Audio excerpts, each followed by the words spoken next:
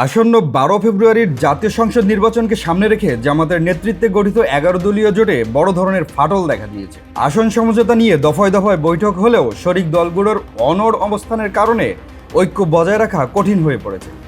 সংশ্লিষ্ট সূত্র মতে ইসলামী আন্দোলন বাংলাদেশ ও বাংলাদেশ খেলাফত মজলিস শেষ পর্যন্ত জোট থেকে বেরিয়ে আলাদা নির্বাচনের পথ বেছে নিতে পারে বলে মনে করা হচ্ছে। জোটের প্রধান শরিক জামাত ইসলামী চরমনাই পীর সৈয়দ মোহাম্মদ রেজাউল করিমের নেতৃত্বাধীন ইসলামী আন্দোলনকে 40টি আসন ছেড়ে দিতে রাজি হলেও তারা এতে সন্তুষ্ট নয়। দেশব্যাপী বিশাল ভোট ব্যাংক থাকার দাবি তুলে দলটি আরও বেশি আসনের দাবিতে অনড় রয়েছে। এমনকি বিবাদপূর্ণ আসনগুলো উন্মুক্ত রাখার প্রস্তাবও ফিরিয়ে দিয়েছে তারা। এই অনড় অবস্থানের কারণেই মূলত জোটের ভবিষ্যৎ অনিশ্চিত হয়ে পড়েছে।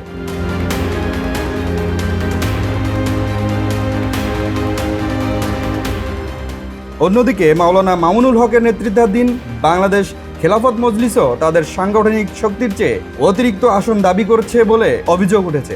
জামাত ইতিমধ্যে বেশ কিছু আসনে প্রার্থী না দিয়ে ছাড় দিলেও সেই সুযোগে দল দুটি আরও বেশি দর কষাকষি করছে বলে ধারণা করা হচ্ছে। প্রাথমিকভাবে 8 দলীয় ইসলামী জোট যাত্রা শুরু করলেও পরবর্তীতে এনসিপি, এলডিপি এবং এবি পার্টির অন্তর্ভুক্তি 11 দলীয় জোটে নতুন মেরুকরণ তৈরি করে। এনসিপিকে 30টি আসন ছেড়ে দেওয়া এবং এলডিপি এবি পার্টির উপস্থিতির কারণে পুরনো শরিকরা মনে করছে তাদের ভাগে আসন সংখ্যা কমে যাবে, আর এখান থেকেই মূলত দূরত্বের শুরু। রাজনৈতিক বিশ্লেষকরা মনে করছেন 2-1 দিনের মধ্যে সম্মানজনক সমঝোতা না হলে জামাত নেতৃত্বাধীন এই বৃহত্তর জোট ভেঙে কয়েকটি দল এককভাবে নির্বাচনে অংশ নিতে পারে। এমন প্রেক্ষিতেই মিলেছে স্বস্তির খবর। নতুন খবর অনুযায়ী জামাত নেতৃত্বাধীন 11 দলীয় জোটের আসন ভাগাভাগির আলোচনা চূড়ান্ত পর্যায়ে পৌঁছেছে বলে জানা গেছে। জোটের নির্ভরযোগ্য সূত্র অনুযায়ী অধিকাংশ আসনে সমঝোতা হয়ে গেছে। দলগুলোর মধ্যে আসন বণ্টনের প্রাথমিক চিত্র অনুযায়ী বাংলাদেশ জামাত ইসলামী নিচ্ছে 190টি আসন, অন্যদিকে ইসলামী আন্দোলনকে দিচ্ছে 45টি আসন, এনসিপিকে 25 থেকে 30টি, বাংলাদেশ খেলাফত মজলিসকে 15টি, খেলাফত মজলিস ও এলডিপিকে 6টি করে আসন, এবি পার্টি ও বিডিপিকে 2টি করে আসন, খেলাফত আন্দোলন, নেজামে ইসলামী পার্টি ও জাকপাকে 1টি করে আসন দেওয়া হচ্ছে। যদিও অধিকাংশ আসনে ঐক্য হয়েছে, তবে 10 থেকে 20টি আসন নিয়ে এখনও জটিলতা রয়ে গেছে।